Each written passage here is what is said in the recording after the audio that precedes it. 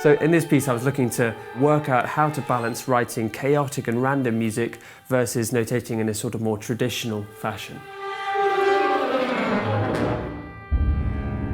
Sort of chaos in music is really hard to develop, because if you actually have to notate randomness, if you actually have to notate chaos, it's very difficult.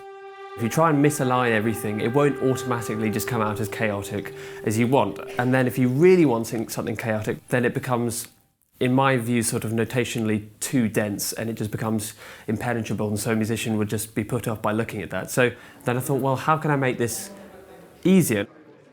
It started off with this solo clarinet piece. I did these bits of notation where I said basically, okay, you're starting on this note, and after 12 seconds or whatever, you're going to get to this note, and you need to play in this particular style. So it needs to be, let's say, for example, legato, but presto possibile as fast as possible, and the range is increasing according to these sort of bracketed notes.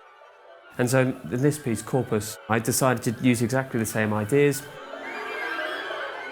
There are 7 or 8 different types of random configurations, so they play independently. So I'll say things like, in the piccolo and the flute, there's a bit where they have to repeat in using whistle tones, which is very, very soft, the softest tones, and I write underneath something like PP, fragile. So they've got a sort of feeling of fragility, like a sheet of glass. That it gives an indication of how they might play it, what they need to play, what notes they need to play. But apart from that, it's basically left to them to decide. It's not something you can just sit down necessarily and sight read, because it requires their creative input.